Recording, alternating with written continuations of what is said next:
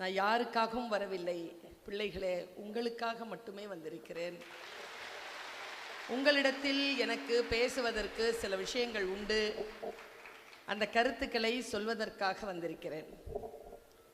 மகளிர் தினம், எப்பொழுதும் இந்த மகளிர் தினம் கொண்டாடுகின்றவர்களை பார்த்து கவிக்கோ அப்துல் ரஹ்மான் கேட்ட அந்த கேள்வியை எனக்கு எப்பொழுதும் கேட்க தோன்றும். குழந்தைகள் தினம் கொண்டாடுகின்றவர்களே, தினங்களை விட்டுவிட்டு குழந்தைகளை எப்பொழுது கொண்டாடப் போகிறீர்கள்?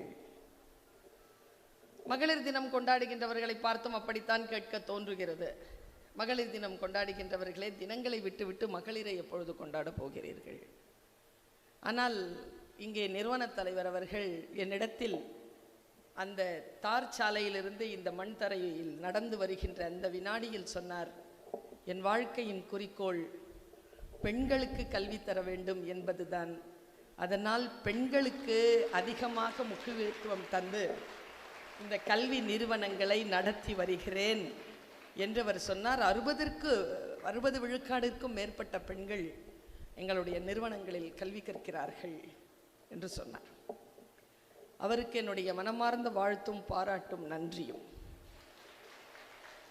குழந்தைகளே, ஒன்றை மட்டும் நினைவில் வைத்துக் கொள்ளுங்கள்.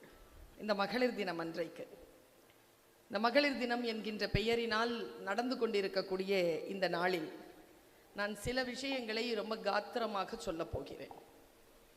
உங்கள் ஆழ் மனதிலே நீங்கள் இதை நிறுத்திக் கொள்ளுங்கள், இந்த பேச்சை நிறுத்திக் கொள்ளுங்கள். என்ன காரணம் என்றால், யார் நல்ல பேச்சாளர்னா, பேசிட்டு போறவங்களாம் நல்ல பேச்சாளர் இல்லை. நல்லா பேசிட்டு போறவங்களாம் நல்ல பேச்சாளர் இல்லை. என் டிக்ஷனரியில் பேசிட்டு போனதுக்கு பிறகும் நமக்குள் யார் ஒருவர் பேசிக்கொண்டே இருக்கிறாரோ அவர் தான் நல்ல பேச்சாளர்.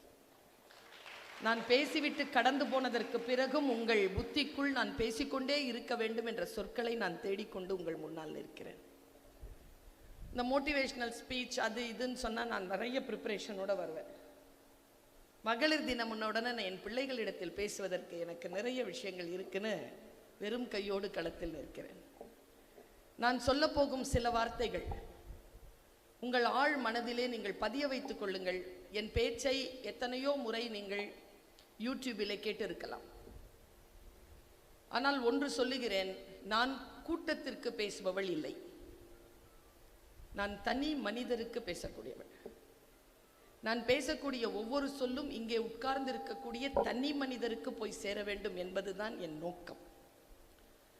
இந்த மூங்கில் காட்டில் அந்த புல்லாங்குழலை தேடித்தான் என் பேச்சு அமைகிறது. இந்த மூங்கில் காட்டில் எந்த மூங்கில் அந்த புல்லாங்குழல்? வார்த்தைகள் வரும், வார்த்தைகளை புரிந்து கொள்ளுங்கள். 1882ஆம் ஆண்டு நியூயார்க்கிலே ஒரு மிகப்பெரிய போராட்டம் வெடிக்கிறது. அந்த போராட்டம் என்பது பஞ்சாலைகளில் வெடிக்கிறது. அதிகார கதவுகள் அதற்கு அனுமதிக்கவில்லை. அவர்கள் கேட்டது 2 தான். அந்த 2 விஷயங்களுக்காகத்தான் மகளிர் தினம். அந்த 2 விஷயங்கள்ல ஒன்று, ஆண்களுக்கும் பெண்களுக்கும் சரி நிகர் சமானமான பணம், ஊதியம்.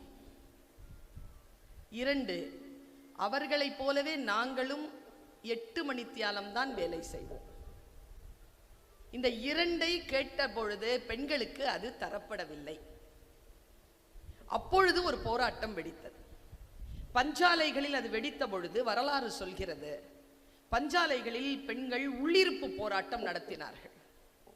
அப்படி உள்ளிருப்பு போராட்டம் நடத்துகின்ற பொழுது 75க்கும் மேற்பட்ட பெண்கள் உடல் கருகி செத்து போனார்கள். 2010 நடந்த ஒரு மாநாட்டில் இந்த விபரீத விபத்திற்கு பிறகு சில அதிகார வர்க்கம் வளைந்து கொடுத்து பெண்களுக்கும் ஆண்களுக்கும் சரிநிகர் சமானமான ஊதியத்தை நிர்ணயம் செய்தது. அதே நேரத்தில் தான் இவர்கள் வேலை செய்வார்கள் என்று நிர்ணயம் செய்தது. அதன் வெளிப்பாடாக 2010 நடந்த மாநாட்டில் மார்ச் 8ஆம் தேதி அன்று பெண்கள் தங்கள் உரிமையை மீட்டெடுத்ததனால் இந்த நாள் சர்வதேச மகளிர் தினமாக நினைவு கூறப்பட வேண்டும் என்று அறிவிக்கப்பட்டு தீர்மானம் நிறைவேற்றப்பட்டது. அதுதான் நாம் மார்ச் 8 அன்றைக்கு நாம் நினைவு கொள்ளும் மகளிர் தினம். நான் யோசிச்சு பார்க்கிறேன், இந்த மகளிர் தினம் ஏன் நாம் நினைவு கொள்ள வேண்டும் என்பதற்கு பின்னால் ஒரு 130 ஆண்டுகளுக்கும் மேலாக 140 ஆண்டுகளுக்கு நெருக்கத்தில் ஒரு மிகப்பெரிய வரலாறு இருக்கிறது. இந்த வரலாறை நினைவுபடுத்திக் கொள்ளவும், நமக்கான விடுதலையை நாம் புரிந்து கொள்ளவும், சுதந்திரத்தை முழுமையாக அனுபவிக்கவுமான ஒரு நினைவுபடுத்தல் தான் மார்ச் 8 தவிர அது கொண்டாடுவதற்கான நாள் இல்லை. பல நேரங்களில் நான் பார்த்துக்கிறேன், மார்ச் 8 அன்னைக்கு கோல போட்டி, டான்ஸ் போட்டி, அப்புறமா அழகி போட்டி. எனக்கு இந்த அழகி போட்டி புரியறதே இல்லையா? இப்போ தெருவில் பொம்பளை பிள்ளைங்க போனா சில பசங்க மார்க் போடுவாங்களா? அந்த பசங்களுக்கு என்ன பேரு? குட்டிச்சோரில் உட்காந்துட்டு போற வர பிள்ளைங்களுக்கு, பொம்பளை பிள்ளைங்களுக்கு உடலுடைய வளைவுகளை பார்த்து மார்க் போடுற பசங்களுக்கு இந்த சமூகத்தில் என்ன பேரு? பேர் இருக்குல்ல. நான் என்ன சொல்றேன், அழகி போட்டின்னு கோட் சூட் போட்டு முன்னால உட்காந்துட்டு அதே பொம்பளை பிள்ளைங்களை சுத்த விட்டு அதே மார்க்கை தானே போடுற. சர்வதேச அளவில் புகழ் பெறுது. எனக்கு உடன்பாடு இல்லை. பெண்களுடைய உடலை வைத்துக்கொண்டு வியாபாரம் செய்வதும், பெண்ணினுடைய உடலை குறித்து அவளுக்கான அந்த ஒரு நினைப்பை எப்பொழுதும் தந்து கொண்டே இருப்பதும் பாலியல் ரீதியாக அது மிகப்பெரிய குற்றமாக நினைக்கக்கூடிய பெரியாரின் பிள்ளை நான் யோசித்து பார்க்கிறேன். பெண் என்பது சுதந்திரத்திற்கான வெளிச்சமான ஒரு உருவம். இந்த வெளிச்சமான முழுமையான சுதந்திரத்தை நீங்கள் சுவாசித்து விட்டால் உங்களுக்கு இந்த மகளிர் தினம் என்கின்ற ஒரு நாள் எவ்வளவு பெரிய சுயமரியாதையினுடைய மகுடமாக தெரியும் என்பதனை நீங்கள் உணர்ந்து பார்த்தால் தான் நீங்கள் புரிந்து கொள்வீர்கள். இன்னைக்கு கூடங்க எனக்கு இந்த கிராமப்புறங்கள்ல முறைசாரா தொழிலாளர்கள் இருக்காங்கல்ல, அவங்கள இன்னைக்கு கூட ஆண் கூலி பெண் கூலின்னு இருக்கு. காட்டுல இருந்து முள்ளு வெட்டிட்டு வந்தாங்கன்னா சொம கூலிக்கு ஆம்பளை சொம வேற, பொம்பளை சொம வேற. இன்னைக்கும் நான் சொல்றேன், குழந்தை அழுதுச்சுன்னா பால் கொடுக்கணும் அப்படின்னு சொன்னா பல பெண்களுக்கு என்ன தெரியுமா சொல்லுது? அது ஆம்பளை பிள்ளையா பொம்பளை பிள்ளையா? ஆம்பளை பிள்ளைன்னா பால் கட்டிக்கும், போய் கொடு. பொம்பளை பிள்ளைன்னா பால் நீர்த்து தான் இருக்கும், ஒன்றும் அவசரம் இல்லை. அதான் அறிவுமதி எழுதினார், தொட்டிலில் குழந்தையின் அழுகுரல், வரப்பில் பண்ணையார், வயலில் சொட்டியது தாய்ப்பால் என்று எழுதினார். நமக்கான உரிமை, நமக்கான வலிகளுடன் கூடிய அந்த உரிமையை நாம் பெற்றிருக்கிறோம் என்பதனை என் பிள்ளைகளை புரிந்து கொள்ளும். இப்ப இந்த ஆண்கள் 2 பேர் உட்கார்ந்து இருக்காங்கல்ல, சேர்மன் அண்ட் செக்ரட்டரி உட்கார்ந்து இருக்காங்களா? அவங்களுக்கு நடுவில் நான் உட்கார்ந்தேனா?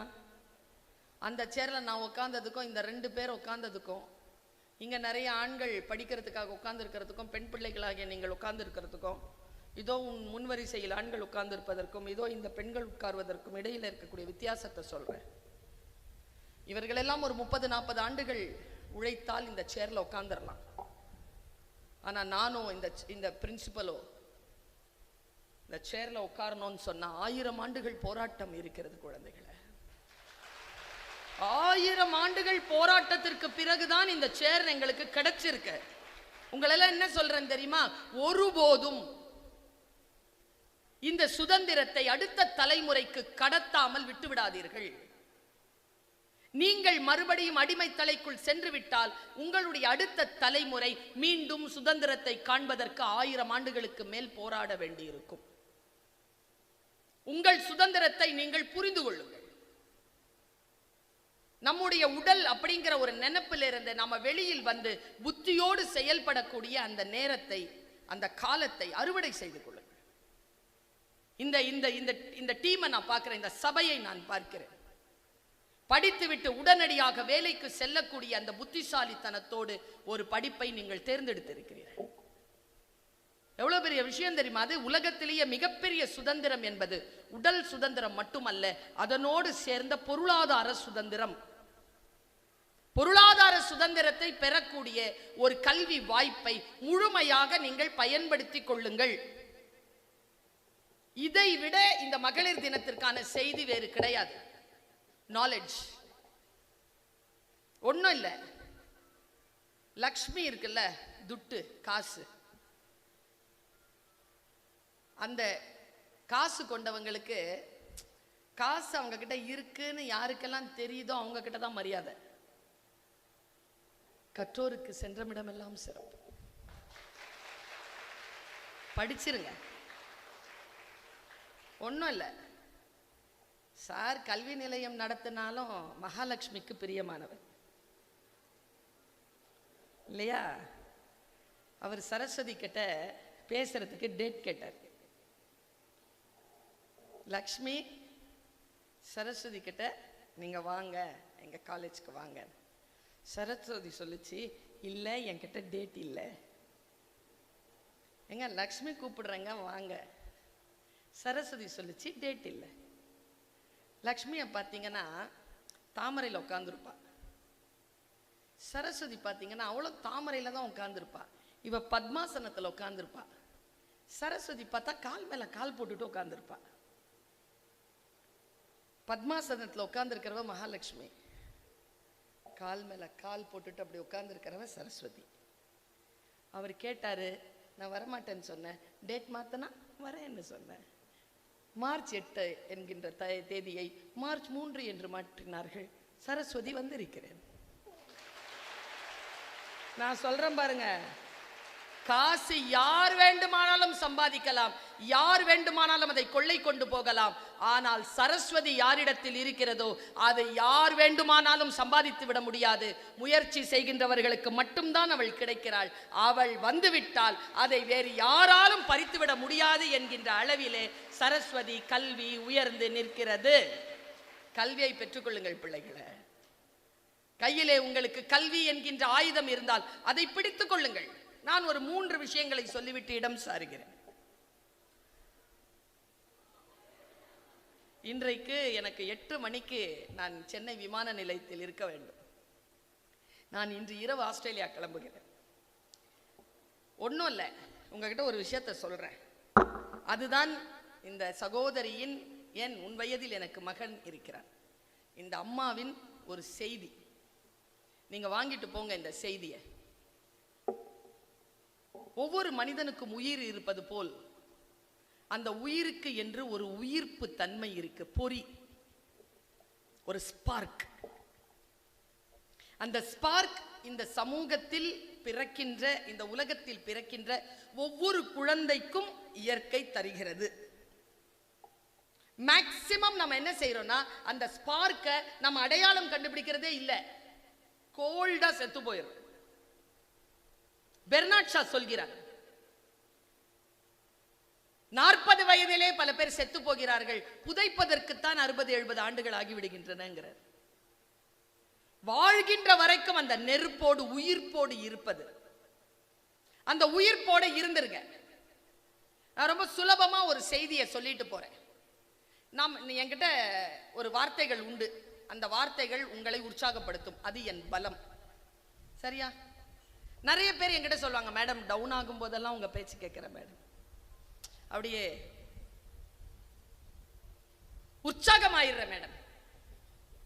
ஆனா இந்த மாதிரியான பொது மேடைகள்ல எனக்கு வர ஒரு கொஸ்டின் என்ன தெரியுமா சார்? மேடம் சூப்பரா பேசுறீங்க, உற்சாகம் மாறும், 2 hours தான் மேடம் தாங்குது, சல்லுன்னு இறங்கிடுது. இந்த பரமபதம் விளையாடும் போது ஜெயிச்சிட்டே வருவோமா, கடைசியா பாம்பு கொண்டு வந்து கீழே இறக்கி விட்டுரும்.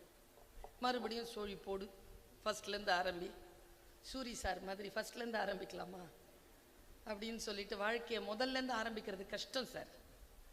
நான் இன்னைக்கு ஒரு மருந்தை, விதையை உங்களுக்கு தந்து விட்டு போகிறேன்.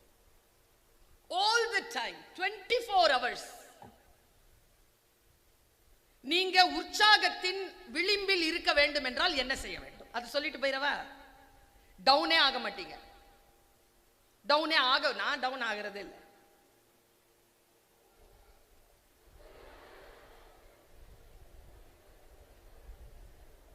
புரிஞ்சுக்கிட்டேனா? ஏய், இந்த உலகத்துல ஒரே ஒரு ஆள் தான் பர்வீன் சுல்தானா காப்பாற்ற முடியும் உன்னை, அது நீ தான். கண்டுபிடிச்சிட்டேனா?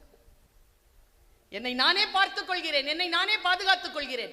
என்னை நான் எந்த நிலையிலும் கீழே விடுவதில்லை. விழுந்த பொழுதெல்லாம் எழும்பி நிற்கிறேன். ரொம்ப அழகான ஒரு ஃபார்முலாவை தந்துட்டு போறேன். வாழ்க்கையில நாம எப்பொழுதுமே உற்சாகமா இருக்கணும். நேத்து கூட நான் சொன்னேன் இந்த விஷயத்தை. பெண்கள் என்பதற்காக நீங்கள் புரிந்து கொள்வீர்கள் என்று சொல்கிறேன். ஒரு 65 வயசு லேடிய வெளிநாட்டுல பாக்குறேன். நல்லா கவனிக்கணும். நிமிர்ந்து உட்காருங்க.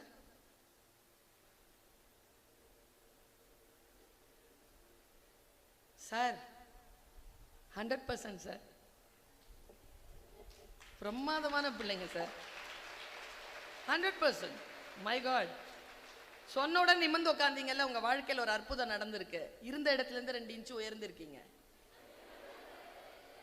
கேட்டுக்கோங்க, நல்ல வார்த்தைகளை கேட்டுக்கோங்க. நான் ரொம்ப யோசிச்சு நான் இந்த விஷயத்தை உங்களுக்கு நான் கடத்துறேன்.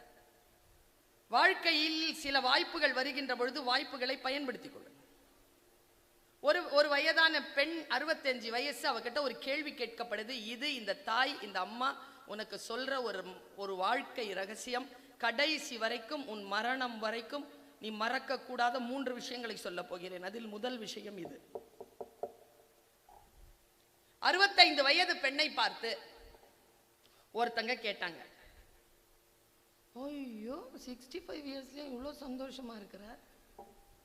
நீங்க பார்த்துருக்கிறீங்களா? 65 வயசு தாண்டா எந்த லேடியும் சந்தோஷமாவே இருக்கிறது இல்லை. ஒரு நிரந்தர கோபம் இல்லைன்னா ஒரு நிரந்தர சோகம் கண்ணில் வந்துடும். எப்போ பார்த்தாலும் யாருடைய குடியவாது கெடுக்கலாமாங்கிற மாதிரியே ஒரு யோசனை இருக்கிற மாதிரியே தோணும் இந்த சமூகத்துக்கு. அந்த சோகம் ஏன் வந்தது அந்த பெண்ணின் கண்களில்? நான் விடுதலை செய்கிறேன் உங்களுக்கு. என் கண்களில் அந்த சோகம் வந்துவிடக் கூடாது என்பதற்காக நான் இந்த விதையை பிடித்துக் கொண்டேன். இது வளரும், விருட்சமாக வளரும், கனிகளை தரும். அந்த நிழலில் நான் இளைப்பாறுவேன், என் முதுமையில் நான் இளைப்பாறுவேன். அந்த அம்மாட்ட கேட்குறாங்க, சிம்பிள் கொஸ்டின், இங்கிலீஷ்ல கேட்குறாங்க. அது வெளிநாட்டு பொண்ணு, 65 வயசு. Are you happy? நீ மகிழ்ச்சியாக இருக்கிறாயா? அந்த பொண்ணு சொன்ன பதில், yes I am happy, I am very happy. இந்த கேட்குற ஆளு குசும்பு. Are you married? அந்த லேடி சொன்ன பதில் தான் super, yes I am married. அடுத்த கேள்வி, ஸ்டில் யூ ஆர் ஹாப்பி? அந்த பொண்ணு சொல்லுச்சு, yes I am happy. Then you just convey the thanks to your husband. நீ உன்னுடைய கணவருக்கு நன்றி சொல். திருமணமானதற்கு பிறகும் நீ மகிழ்ச்சியாக இருக்கிறாய் என்றால் உன் கணவருக்கு நீ நன்றி சொல். அந்த பெண் சொன்னாள், சொல்ல மாட்டேன், ஐ won't. ஏன்னு கேட்டதுக்கு சொன்ன பதில் என்ன தெரியுமா? நான் சந்தோஷமாக இருப்பதற்கும் என் கணவருக்கும் தொடர்பில்லை,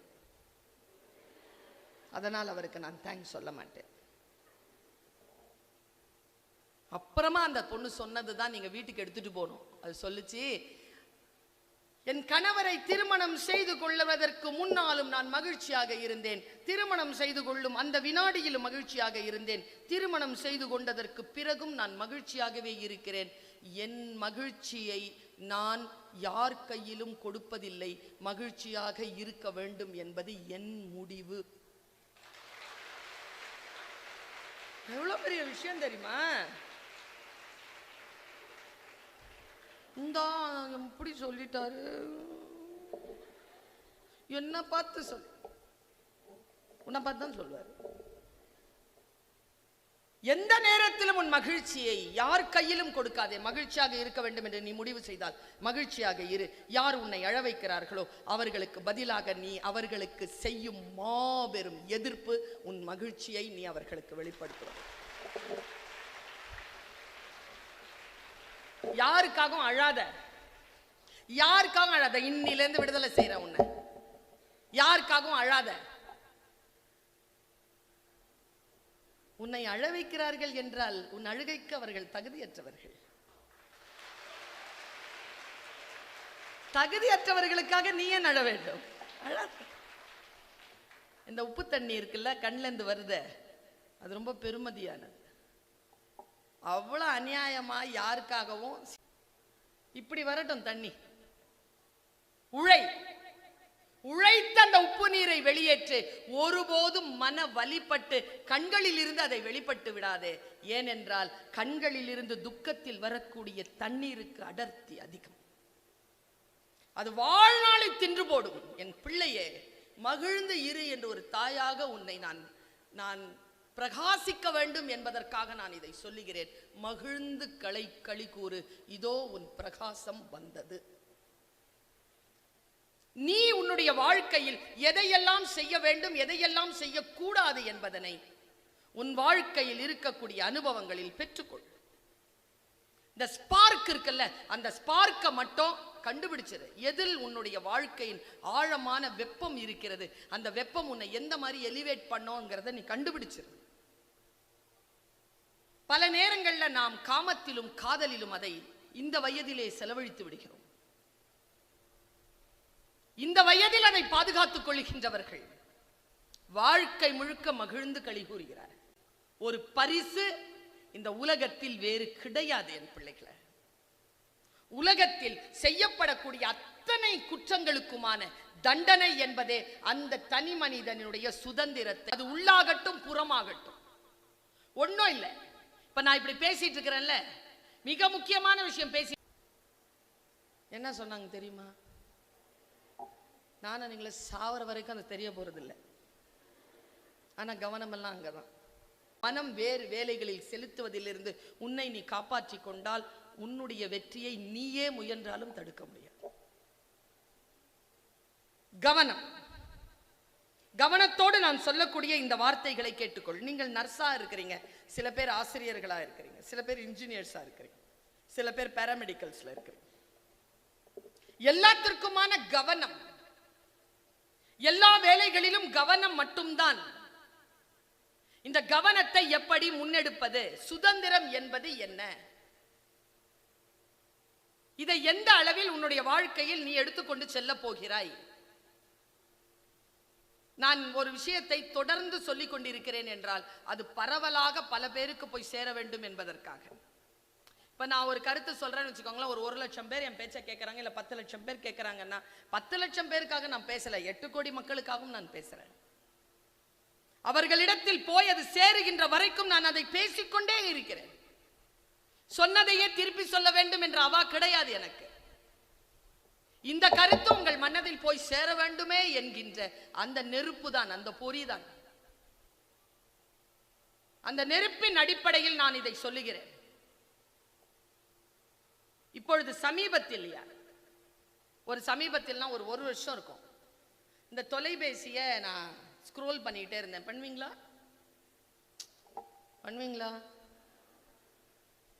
எவ்வளோ ரீல்ஸ் பார்ப்பீங்க ஒரு நாளைக்கு? கணக்கே கிடையாது. ஒரு டிப்ஸ் கொடுக்கவா? படிக்கிற பிள்ளைகளுக்கு கொடுக்குறேன். இந்த வயசுலலாம் ரொம்ப ரீல்ஸ் பார்த்தேன்னு வச்சுக்கோ, மெமரி பவர் போயிடும். நீ என்ன பார்க்குறியோ உனக்கும் ஞாபகம் இருக்காது. வரிசை பண்ணி சொல்லு, ஒரு 10 ரீல்ஸ் சொல்லுன்னா தெரியாது. மூளையை மழுங்கடிக்க செய்யும். நான் பார்ப்பதில்லை, அதற்காகவே பார்ப்பதில்லை. நான் சொன்னல, எனக்கு நானே சொல்லிக் கொண்டிருப்பது, பர்வீன் சுல்தானா, உன்னை காப்பாற்ற போவது நீ மட்டும்தான். நீ பிழை செய்யாமல் இருந்தால் நீ உன்னை காப்பாற்றிக் கொள்வாய்.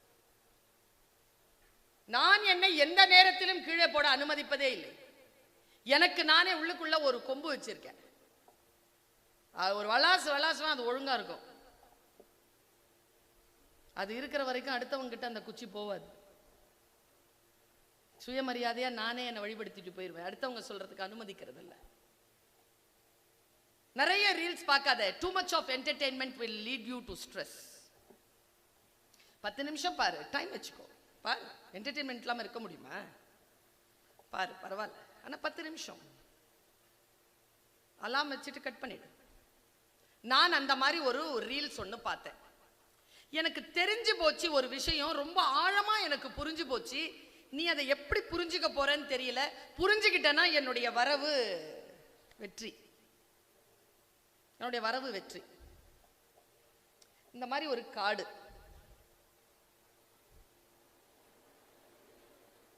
பொட்டல் காடு, ஒரு வனாந்தரத்தின் ரேஞ்சர் ஒருத்தன் வரான். வந்து அவனே ஓட்டிட்டு வரான் ஒரு பெரிய ஜீப். அந்த ஜீப்ல இருந்து அவரே இறங்கி பின்னால இருந்து டென்ட் எல்லாம் எடுத்து ஒரு டென்ட் அடிக்கிறார். நல்ல அழகான இடம், அதுல டென்ட் அடிக்கிறார். டென்ட் அடிக்கும் போது பின்னால இருந்து ஒரு விசில் ஒன்று பண்றார். உடனே ஒரு நாய் ஒன்று வெளியில வருது. அது ஒரு வேட்டை நாய். குட்டியா இருக்கு, வெள்ளையா இருக்கு, ரொம்ப வசீகரமாலாம் இல்லை. அது ஒரு 2 அடி உயரம் இருக்கும், ஒரு 3 அடி நீளம் இருக்கும், அவ்வளோதான் இருக்கு அந்த நாய். அந்த நாய் வந்து 2 அடி கூட இருக்காது, 1.5 அடி இருக்கும், அவ்வளோதான். அது வந்து அப்படியே அது முகத்தை பார்க்குது அப்படின்னு சொல்றான். அது ஓடிடுச்சு, காட்டுக்குள்ள ஓடிடுச்சு. அது என்னன்னா பக்கத்துல ஏதாவது மிருகம் இருக்கான்னு பார்த்துட்டு வரதுக்காக போயிருக்கு. இதுதான் காட்சி. என் பையன் என்கிட்ட கேட்டான், சார் ஒரு வாட்டி, நீங்க மட்டும் நல்ல நல்ல ரீல்ஸா பாக்குறீங்க, எனக்கு மட்டும் பாடாவதியா வருது. நான் சொன்னேன், ஒரு வாட்டி நல்ல ரீல்ல பார்த்துட்டேன்னா தொடர்ந்து உனக்கு நல்ல ரீல் வரும். ஒரு வாட்டியாவது பாடாவதியா பார்த்துட்டேன்னா பாடாவதியா தான் வரும். இது உன் பிழை தானே தவிர மொபைல் பிழை இல்லை. நான் ரொம்ப புத்திசாலமா நல்ல விஷயத்த மட்டுமே ஒரு 10 செகண்ட்க்கு மேல பார்ப்பேன். அப்ப அந்த மாதிரி நல்ல விஷயங்கள் தொடர்ந்து வந்துகிட்டே இருக்கும் எனக்கு. அது சர்வீஸ் ப்ரொவைடர் தான். நீ என்ன கேட்குறியோ அது கொடுக்கும். இந்த பிரபஞ்சம் போல சாமி மாதிரி. நீ எதை கேட்குறியோ அது கொடுக்கும். எதை கேட்கணும் எதை கேட்கக்கூடாதுன்னு நீ தான் முடிவு செய்யணும். அவனையே நான் திருமணம் செய்து கொள்ளும். சாவு இந்தா தந்தை வரோம் போ. இறைவா, என் சித்தத்தின்படி அல்ல, எனக்கு பிடித்திருக்கிறது, உனக்கு சித்தமாக இருந்தால் உன் பார்வைக்கு நான் சரியாக வாழ்வேன் என்று சொன்னால் அந்த மனிதனை எனக்கு திருமணம் செய்து வை. இன்னும் டப்புன்னு தூக்கி சாமி மேல போட்டுறணும். அது பார்த்துக்கோ நம்மள. கடவுள் நம்பிக்கை கொண்டவர்களுக்கு சொல்கிறேன். இவன் என்ன பண்றான், டென்ட் அடிக்கிறான். டென்ட் அடிக்கும் போது ஒரு இரும்பு கதவு போடுறான். அது ஒரு ஃபார்மேட்ல இருக்கு. டென்ட் எல்லாம் வந்து திக் கிளாத், கதவு மட்டும் நல்லா உறுதியா இருக்கு. போட்டான். போட்டு கதவு திறந்து வச்சிருக்கான். நாயை காணோம். 45 நிமிஷமா காணோம். அது என்ன பண்ணிருக்கு, சுத்தி சுத்தி பார்த்துருக்கு, ஏதாவது விஷ ஜந்துக்கள் இருக்கா அப்படின்னு சுத்தி சுத்தி பார்த்துட்டே இருக்கும் பொழுது திடீர்னு ஒரு சலசலப்பு வருதுங்க. என்ன நடந்திருக்குன்னா, அந்த நாய் இருக்குல்ல, அது தேடி போய் எல்லாரையும் பார்த்துட்டு ஏதாவது இருக்கான்னு பார்த்துட்டு இருக்கும்போது ஒரு சிறுத்தை இதை பார்த்துருச்சு. எதை? நாயை பார்த்துருச்சு. அதுக்கு பசி. நாயை பார்த்த உடனே துரத்துதுங்க. நாயை அந்த சிறுத்தை துரத்துது. நீங்க யூடியூப்ல போட்டீங்கன்னா வரும். நாய் வேட்டை நாயில அது ஒரு 45, 50, 60 கிலோமீட்டர்ல ஓடுது. சிறுத்தை 80ல ஓடுது. 80 கிலோமீட்டர்ல ஓடுது. 4 கால் பாய்ச்சல். இப்படி போகும்போது முன்னால இருக்கிற அந்த வேட்டை நாய் எப்படியாவது தான் முதலாளி கிட்ட போயிட மாட்டோமான்னு வருதா.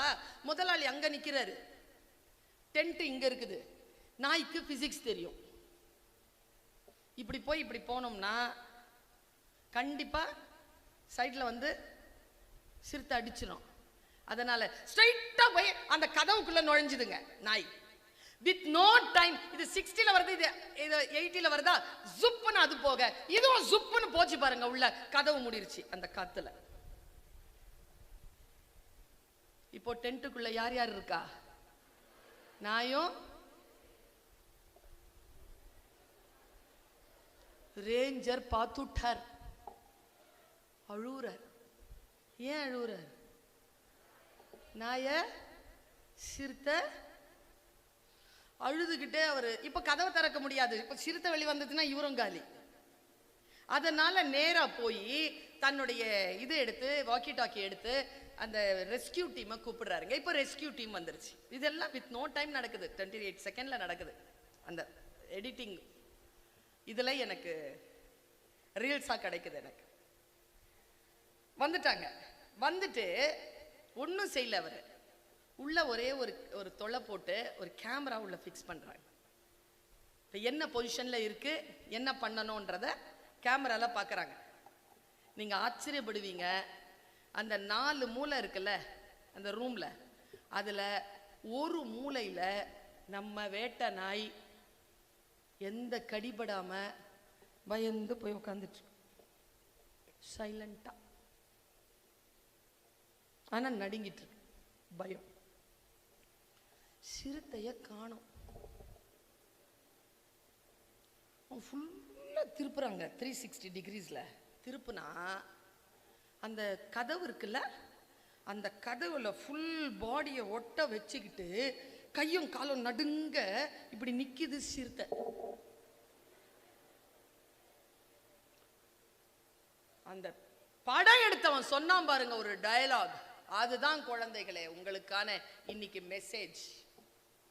அவன் சொன்னா, சிறுத்தைக்கு பசி, அதற்கு வேட்டையாட உடம்பிலே திமிர், இரண்டும் இருக்க அது வேட்டையாடி முடித்த அந்த வினாடியில் அந்த இரை அதன் கையில் கரத்தில் பிடிப்பட்ட அந்த வினாடியில் அதற்கு தெரிந்து போனது தன் சுதந்திரம் பறிபோய் விட்டது என்பது.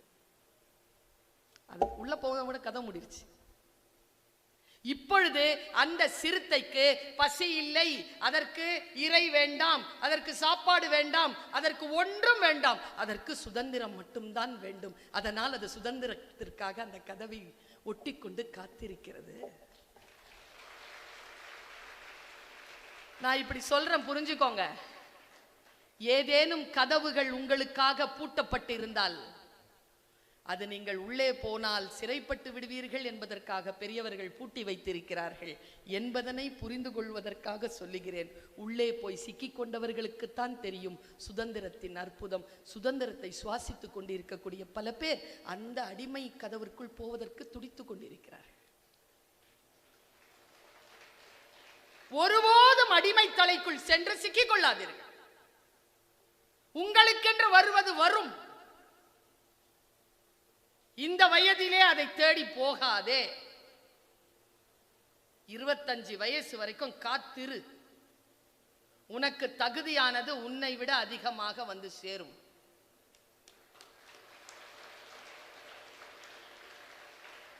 பல நேரங்கள்ல ஒன்றும் இல்லை, கல்யாணம் ஆறதுக்குள்ள சார், சேர்மன் சாருக்கு தெரியாது, ஏன்னா அவர் வயசு அப்படி.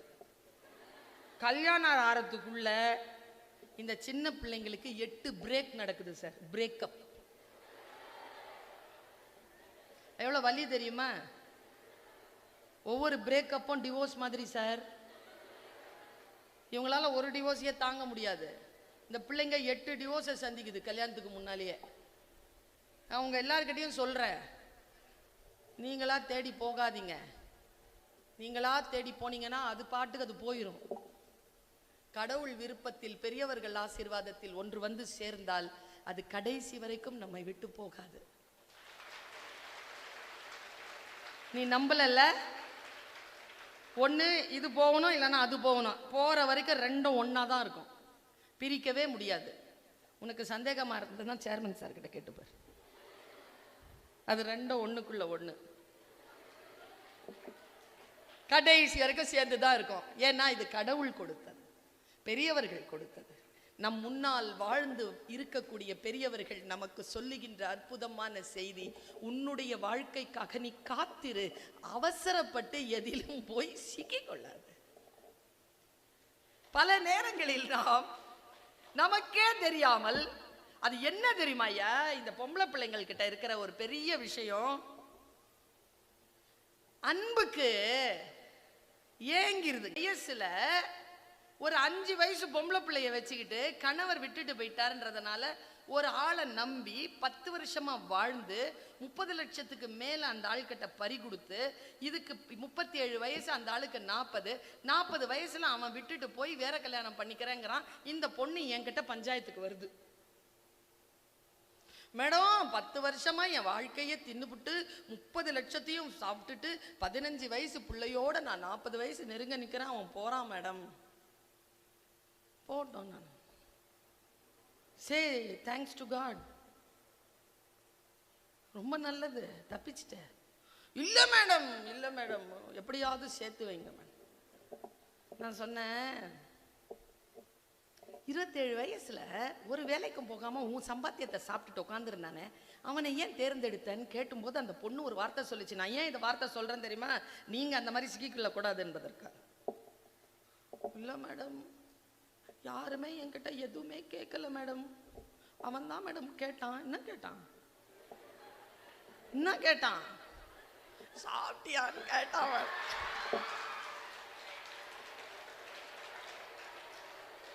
இந்த சாப்பிட்டியான்னு கேட்டதுக்காக 10 வருஷமா 30 லட்சம் ரூபாய் உன் இளமையையும் கொடுத்த.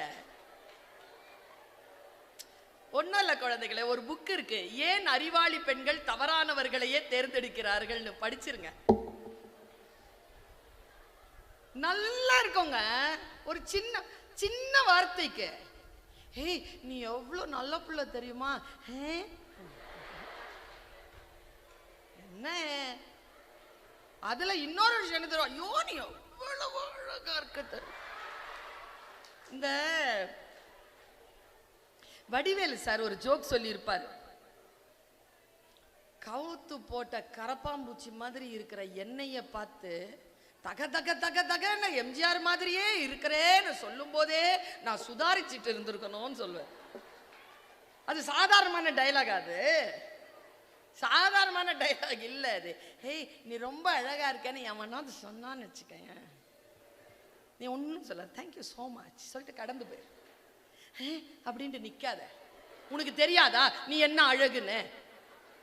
இன்னொரு விஷயம் சொல்றேன், நான் எப்பவுமே சொல்றேன், வீட்டில் நம் எல்லோருக்கும் பெண்கள் என்பதற்காக இந்த காலகட்டத்தில் பாசம் அதிகம் கிடைக்கிறது. ஆண் குழந்தைகளை காட்டிலும் பெண் குழந்தைகளை வீட்டில் பெற்றோர்கள் அதிகம் நேசிக்கிறார்கள். இது உண்மை, இந்த காலகட்டத்தில் உண்மை. அவர்கள் நமக்கு சாக்லேட் கொடுப்பார்கள். வீட்டில் அம்மா அப்பா அண்ணன் தம்பி இவர்கள் எல்லாம் சாக்லேட் கொடுப்பார்கள். நாம் எக்ஸ்ட்ரா சாக்லேட் கேட்போம், அதையும் தருவார்கள். இந்த பழக்கத்துல வெளியில போய் எக்ஸ்ட்ரா சாக்லேட் கேட்டுறாத. ஏன் தெரியுமா? உனக்கு எவனாவது எக்ஸ்ட்ரா சாக்லேட் கொடுக்கறானா அவனுக்கு எக்ஸ்ட்ராவாக உன் மீது ஏதேனும் தப்பாக எண்ணம் இல்லாமல் அந்த எக்ஸ்ட்ரா சாக்லேட்டை அவன் உனக்கு தரமாட்டான். இத மட்டும் புரிஞ்சுக்கோ. உன்னை வெளியில கூட்டிட்டு வந்துட்டோம்ல, படிக்க வச்சிருக்கோம்ல, நீ துக்கம் இல்லாமல் கஷ்டம் இல்லாமல் துன்பம் இல்லாமல் வாழ்க்கையில் ஜெயிக்க வேண்டும்ல, அதற்காகத்தான் இந்த மேடையை நான் பயன்படுத்தி கொண்டிருக்கிறேன். குழந்தைகளை 2 விஷயம் சொல்றேன்னு சொன்னேன், 3 விஷயம் சொன்னேன்னு சொன்னேன், 2 விஷயம் முடிச்சாச்சு. இதோ கடைசியா வர ஒரு விஷயம். இதை நான் சொல்லியிருக்கேன் ஏற்கனவே, இந்த குழந்தைகளுக்கு தேவை என்பதற்காக சொல்லுகிறேன். இது ரெக்கார்டிங்கானது இல்லை, இது என் பிள்ளைகளுக்கானது, என் மகள்களுக்கானது. எனக்கு ரொம்ப ஆசை குழந்தைகளை, ஒரு பொம்பளை பிள்ளை இருக்கணும்ட்டு. Thank you so much, thank you so much, it means me a lot. ஏன் தெரியுமா? பிள்ளை பிறந்த உடனே நான் கண்ணை முழிச்ச உடனே கேட்ட ஒரே வார்த்தை என்ன குழந்தைன்னு. பொன் குழந்தைன்னு வாய் அசையுமான்னு பார்த்துருந்தா ஆண் குழந்தைன்னு வாசம். வீட்டில் இருக்கிற எல்லாருக்கும் சந்தோஷம். என் ஆழ் மனசுல எனக்கு ஒரு பெண் குழந்தை வேண்டும் என்று நான் நினைத்திருக்கிறேன் எப்பொழுதும். ஏன் தெரியுமா? நான் எப்படி என்னுடைய எல்லா அவமானங்களையும் எல்லா தாழ்ச்சிகளையும் கடந்து என்னுடைய எல்லையை நான் எட்டி பிடித்திருக்கிறேனோ, அந்த ரகசியத்தின் அந்த பெண் மொழியை என் பிள்ளைக்கு நான் சொல்லி தந்துவிட வேண்டும் என்கின்ற ஆசை எனக்கு உண்டு. இயற்கை எனக்கு பெண் குழந்தை தரவில்லை. அதனால் குழந்தைகளே, உங்களுக்கு ஒரு தாயாக நின்று இந்த வார்த்தைகளை சொல்கிறேன். 2 விஷயத்துல கவனமா இரு. வரும் சிக்கல்கள் வரும், இமோஷனலா ப்ராப்ளம்ஸ் வரும், வராமலாம் இருக்காது. வரலன்னா பயாலஜிக்கலா நம்ம ஒழுங்கா இல்லைன்னு அர்த்தம், வருதுன்னா ஒழுங்கா இருக்கோன்னு அர்த்தம். இந்த வயசுல வரும். ஒன்றும் இல்லை, எனக்கு அமெரிக்காவுக்கு போயிருந்த பொழுது போன வருஷம் ஒரு இன்விடேஷன் கனடா நாட்டுக்கு. 2 நாள் எனக்கு ஃப்ரீயாக இருந்தது, நான் போனேன். அங்கே சூசைட் பண்ணி செத்த ஒரு 63 இந்திய மற்றும் இலங்கை இளைஞர்களுடைய உறவினர்கள் சேர்ந்திருந்தாங்க. அந்த நிகழ்ச்சியை ஏற்பாடு பண்ணியிருந்தது, அந்த பிணங்களை எம்பாம் பண்ணி அலங்கரித்து அந்த கம்யூனிட்டி சென்டரில் வைக்கிற அந்த வேலையை செய்கிற ஒரு மனிதன் தான் மிஸ்டர் தமிழ் கனடாங்கிற அமைப்பிற்கான செயலாளர். நீங்கள் வரணும் மேடம், நீங்கள் கொஞ்சம் பேசுங்க, இங்கே நிறைய தற்கொலைகள் நடக்குதுன்னு பேசினேன். நான் போயிருந்தேன், இன்னர் ஹார்மனின்னு பேசினேன், 45 நிமிஷம் பேசினேன். பேசி முடிச்சுட்டு உட்கார்றேன், ஒரு பிள்ளை வந்தது, பேரழகா இருந்தா, அவ 45 வயசு இருக்கும் அவளுக்கு, ஆனால் அப்படி தெரியலை. அவளை பார்த்தா ஒரு ப்ளூ கலர் ஷர்ட், ஒரு மெல்லிசான ஒரு பெல்ட்டு, ஒரு நல்ல ஒரு ஜீன் போட்டுட்டு நல்லா ஹீல் 4 இன்ச் ஹீலில் நடந்து வரா. அப்படி டக் டக் டக்னு நடந்து வரா. எனக்கு கொஞ்சம் பேக்ஸ் மேலே கொஞ்சம் எனக்கு ஆர்வம் உண்டு. அந்த பேக் எப்படியும் ஒரு 3.5-4 லட்சம் ரூபாய் இருக்கும். கையில் வச்சிருக்கிற ஒரு கீடெக், அவள் வச்சிருக்கிற அந்த அந்த சாலிட்டர் பெண்டன்ட், பயங்கர பணக்காரி. டக் டக் டக்னு நடந்து வந்தால் நான் இப்படி உட்காந்துருந்தேன். என் கால் கிட்ட உட்காந்துட்டு என் கையெடுத்து முத்தமிட்டுட்டு, தேங்க்யூ ஸோ மச், என்னை ரிலீஸ் பண்ணிட்டீங்க, தேங்க்யூ. நான் 8 வருஷமா சிறையில் இருந்தேன், என்னை ரிலீஸ் பண்ணிட்டீங்க, தேங்க்யூன்னு சொல்லிட்டு போனான். அவள் பின் வழியா போயிட்டா. எனக்கு என்னன்னா, திடீர்னு மண்டைக்குள்ள ஒரு ஒலி, 45 நிமிஷம் பேசியிருக்க, 18 பாயிண்ட். எந்த பாயிண்ட்ல அவ ரிலீஸ் ஆனா? அவகிட்ட கேட்டா, உன் பிள்ளைங்களுக்கு நீ சொல்லலாம்ல. நேர தலைதறிக்க வெளியில ஒன்னா அவ BMW திறந்துகிட்டு இருக்கா. ஹே அப்படின்னு அவ நின்று ஓடி வந்தா, மேம் அப்படின்னு. 18 பாயிண்ட் பேசுன, எந்த பாயிண்ட்ல ரிலீஸ் ஆன சொல்லு. அவ சொன்னா, அப்ப சொல்லட்டுமா? இப்படி சொன்னா, ஒரு புக் ஃபேர்ல கார்ல ஏறின உடனே 2 ஓடி வந்து கேக்குது, 2 பாயிண்ட் சொல்றேன்னு சொன்னீங்களே, சொல்லலையே. சொல்லி முடிச்சுட்டேன். நான் சொல்லும் போது அப்படி கற்பூரமாய் புரிஞ்சுக்கணும், புடிச்சுக்கணும், சரியா? ஒருத்தன் ஒரு காட்டுல நடந்து போய்கிட்டே இருக்கான். நாம தான் காட்டுல நடந்து போயிட்டே இருக்கான். தூரமா ஒரு பெரிய கரையான் புத்து பாக்குது. ஐயோ புத்து அப்படின்ட்டு பயந்து போயிட்டே இருக்கிறான். அவனுக்கு வழி தெரியல. போயிட்டே இருக்கும் பொழுது இந்த பாம்பு இவனை பார்த்துருச்சு. பாம்பு இறங்கி கூட நடந்து வருது. இது ஒரு காட்சியா, மனசுல வச்சுக்கோ. நடந்து போறது நீதான். பாம்பு பக்கத்துல வருது, திரும்பி போக முடியாது. என்ன பண்ணுவ? கையில எந்த ஆயுதமும் இல்லை, என்ன பண்ணுவ? வேகம், அதை விட வேகமா வரும். பாம்புனாலே வேகம் தெரியாதா உனக்கு? பதறவே கூடாது, சொல்லித்தரேன். பதறக்கூடாது, யோசிக்கணும். இந்த ஸ்பாட் வந்துருச்சா பதறவே கூடாது, போகுது. ஆனா அது கூட தான் வருது, ஒன்றும் சொல்லலை. அது நான் பாம்புன்னு சொன்னது பாம்பு இல்லை.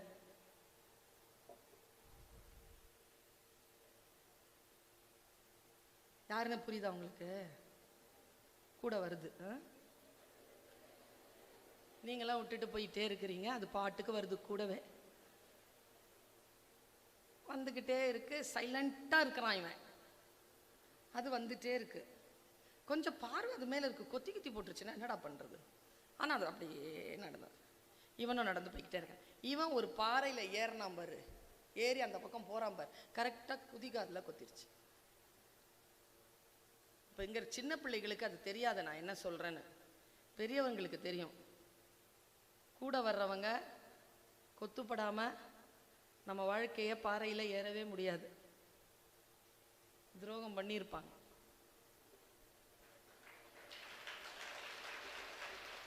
இப்போ புரிஞ்சிருச்சா? புரிஞ்சிருச்சா? இப்போ நான் சொல்றேன் பிள்ளைகளே, இதுதான் டேக் அவே மெசேஜ். இப்போ அந்த ஆள் இருக்கான்ல, கொத்துப்பட்டு இருக்கான்ல, நம்ம எல்லாம் கொத்துப்பட்டு இருக்கோம்ல, நமக்கு 2 வாய்ப்பு தான். There is no option than these two. ஒன்று, பாம்பை தேடி போலாம். பாம்பே பாம்பே, நீ ஏன் என்னை கொத்தினாய்? நான் உன் வழிக்கு வந்தேனா? நீதானே நீ அழகாய் இருக்கிறாய் அழகாய் இருக்கிறாய் என்று சொல்லி என் வழிக்கு வந்தாய். நான் ஒன்றும் சொல்லவில்லையே, உன்னோடு தானே நான் நடந்தேன், எனக்கு நீதி கொடு அப்படின்ட்டு நீ கேட்டனா அது என்ன நீயா படமா? ஒரே ஜீவன் ஒன்றே உள்ளம் வாராய் கண்ணே அப்படின்னு வந்துட்டு நம்ம கொத்தன இடத்துல இந்த விஷத்தை உருவுறதுக்கு வராது. பாம்புன்னு தெரிஞ்சிருச்சு இல்ல, கொத்திருச்சு இல்ல, விஷம் ஏறுது இல்ல, பாம்பிடத்தில் எந்த நீதியும் கேட்காதே, பாம்பை தேடி ஓடாதே, பாம்பை தேடுவதை இன்றிலிருந்து நிறுத்து.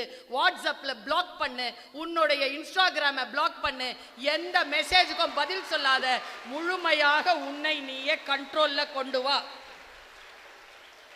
செகண்ட் ஆப்ஷன், கட்சிடுச்சுல, விஷம் ஏறுதுல்ல, மருந்து பாரு, ட்ரீட் த வெனம். ஸ்பாட்ல குழந்தைகளே, உனக்கு காயம் படுகிறதா, மனதிலோ உடலிலோ எந்த காயம் பட்டாலும் யார் காயம் கொடுத்தார்கள் என்பவர்களை தேடி போகாமல் காயங்களின் மீது கவனம் செய்து அந்த காயங்களை சரி செய்வதுதான் உனக்கு நீயே செய்து கொள்ளும் மிகப்பெரிய உதவி. தவிர ஒருபோதும் காயம் கொடுத்தவர்களுக்கு பின்னால் ஓடி அவமானப்படாதே என்று சொல்லுவதற்காக இந்த வாய்ப்பை நான் பயன்படுத்துகிறேன். முடிஞ்சு போச்சு என் நேரம். எனக்குன்னு ஒரு நோக்கம் உண்டு. பெற்ற தாயானை சொல்கிறேன், இறை சாட்சியாக சொல்லுகிறேன், இன்றைய இளைய சமுதாயத்தினரை நான் நிரம்ப நேசிக்கிறேன், நிரம்ப எனக்கு பிடித்திருக்கிறது, உங்கள் மீது நிரம்ப நம்பிக்கை வைத்திருக்கிறேன். ஏன் தெரியுமா? நானோ இவர்களோ, முன்னணியில் உட்கார்ந்திருக்கக்கூடிய இவர்களோ வாழ்க்கையில் முன்னேறியது பெரிய விஷயமே இல்லை. ஏனென்றால் நாம் தவறுவதற்கு ஆப்ஷனே கிடையாது. நமக்கு இன்றைக்கு இருப்பது போல் குழந்தைகளுக்கான டிஸ்ட்ராக்ஷன் கிடையாது. எந்த டிஸ்ட்ராக்ஷன் இல்ல. எங்க அம்மா எல்லாம் ஒரு டிவியை வாங்கி போட்டு கருணா சூப்பர் அப்படின்னு ஒரு சாலிடே இல்ல, கிரவுன் கருணா சூப்பர் அந்த அந்த டிவிக்கு பேரு, அதுக்கு ஒரு பொட்டி வச்சிருக்கோம். அந்த பொட்டியை மூடி அதுல லாக் போட்டு லாக்கை சொருகி வச்சுக்கோ. நான் பார்க்க கூடாதான், நான் காட்டுற போறாங்க அந்த பொதிகை சேனல்ல. ஒரு ஒளியும் ஒளியும் ஒரு சித்திரகாரு, தாய் நிலம் தந்த வரும் தாவரம் அயலும் வாழும், இதை பார்க்க கூடாதுன்னு பூட்டி வச்சுக்கோ எங்க அம்மா. நான் பிஹெச்டி வெங்காய பச்சடி தயிர் பச்சடி படிச்சதெல்லாம் பெரிய விஷயம் இல்லை. உன் மொபைலை எடுத்து ஓபன் பண்ணும்போது பல்லாயிரக்கணக்கான டிஸ்ட்ராக்ஷன் வரும்பொழுதும் அதையெல்லாம் தூக்கி வைத்துக்கிட்டு நீங்க டிகிரி படிக்கிறதுக்கு உட்கார்ந்து இருக்கல்ல, இந்த செஞ்சி கிராமத்துல உன் மீது இந்தியா நம்பிக்கை வைத்திருக்கிறது, உன் மீது இந்த தமிழ்நாடு நம்பிக்கை வைத்திருக்கிறது, உன் மீது இந்த தமிழ் சமூகம் நம்பிக்கை வைத்திருக்கிறது. அந்த நம்பிக்கைக்காக ஒரு எக்ஸ்ட்ரா விஷயத்த சொல்லிட்டு போறேன். இது ஏற்கனவே நான் சொன்னது. நான் நல்லா சாப்பிடுவேன், சாப்பிட்றதுனா எனக்கு ரொம்ப பிடிக்கும். ஒரு ஆள் என்கிட்ட போன மாசம் இல்லை, ஒரு 3 மாசம், மேடம் நீங்க கொஞ்சம் குண்டாயிட்டீங்க போல இருக்கு மேடம். நான் திருப்பி என்ன கேட்டிருப்பேன்றீங்க? ஏன் நான் சொல்றேன், உனக்கு என்னன்னு கேட்டேன். நான் குண்டாயிட்டேன், உனக்கு என்ன? என் பையன் கேட்கறான், எங்க வீட்டுல கேட்கிறாரு, நீ என்ன கேட்கறதுக்கு, உனக்கு தான் தொப்பை முன்னால வந்திருக்கு நான் கேட்டேனா? எவ்வளவு பெரிய ஆளா இருந்தாலும் don't allow to speak about your body my dear girls. இன்னைக்கு நீங்க இது போட்டு இருக்கிறீங்க, ரொம்ப அழகா இருக்கிறீங்க, இன்னைக்கு கொஞ்சம் ஊதன மாதிரி தெரியுறீங்க, இன்னைக்கு கொஞ்சம் உனக்கு என்ன? பெண்ணே, நீ அழகா இருக்கிறாய் என்று சொல்லக்கூடிய தகுதியை வேறு எந்த ஆண்மகனுக்கும் கொடுக்காதே, அது உன் சுயமரியாதைக்குரிய விஷயம் என்கிறார் சுவாமி விவேகானந்தர். That is my respect. Never allow anybody to talk about your body. யாரா இருந்தாலும் எவனா இருந்தாலும் நீ டிசைட் பண்ணு யாரு உன்னை பத்தி பேசுறதுங்கிறது. அதற்காக காத்திரு. இப்படி காத்திருக்கக்கூடியவர்களுடைய வாழ்க்கை மிக சூப்பரா அமைவதை நான் பார்த்திருக்கிறேன்.